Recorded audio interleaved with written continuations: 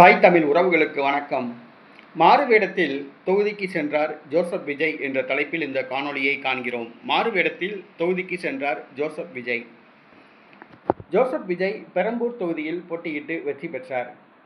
வெற்றி பெற்று 30 நாட்கள் ஆகிவிட்டன. அவர் தொகுதி பக்கம் எட்டி பார்க்கவில்லை என்ற ஒரு குற்றச்சாட்டு நிலவுகிறது.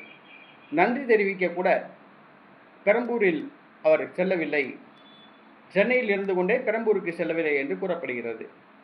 இந்த சூழ்நிலையில் தமிழக வெற்றிக் கழக பிரமுகர் ஆனந்த்ஜித் என்பவர் அதிரடியாக ஒரு அறிவிப்பை வெளியிட்டுள்ளார். ஜோசப் விஜய் பெரம்பூர் தொகுதிக்கு செல்லவில்லை என்று யார் சொன்னது என்று கேள்வி எழுப்பியுள்ளார். ஜோசப் விஜய் பெரம்பூர் தொகுதிக்கு செல்லவில்லை என்று யார் சொன்னது என்று கேள்வி எழுப்பியுள்ளார். ஜோசப் விஜய் மாறுவேடத்தில் செல்கின்றார். தினந்தோறும் தொகுதிக்கு மாறுவேடத்தில் சென்று மக்கள் பிரச்சனைகளை கேட்டறிகிறார் என்று அவர் தெரிவித்துள்ளார். எந்த தொகுதியில் எந்த பகுதியில் சாலை சரியில்லை, என்ன பிரச்சனை என்று அவருக்கு நன்றாகவே தெரியும்.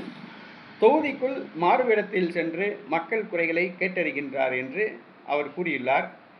இது தமிழக அரசியல் களத்தில் ஒரு சிரிப்பலையை ஏற்படுத்தியுள்ளது.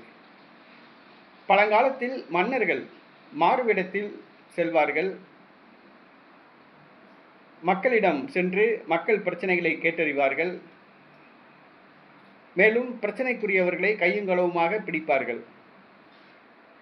அதை தற்பொழுது ஜோசப் விஜய் கடைபிடிக்கிறாரா என்ற ஒரு கேள்வி எழுந்துள்ளது. தொகுதிக்குள் மாறுவேடத்துக்கு சென்று மக்கள் பிரச்சனைகளை கேட்டறிகிறார் என்று ஆனந்த்ஜித் தெரிவித்துள்ளார். உண்மையிலேயே ஜோசப் விஜய் பெரம்பூர் தொகுதிக்கு மாறுவேடத்தில் போறாரா இல்லை சும்மா சொல்கிறாரா என்பது தெரியவில்லை. அவர் தைரியமாக நேரடியாகவே அவர் பெரம்பூர் தொகுதிக்கு போகலாம். ஏன்னா அந்த தொகுதி சட்டமன்ற உறுப்பினர் அவர் தான்.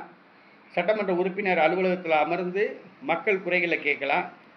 மாதத்துக்கு ஒரு தடவை போனால் கூட போதும்.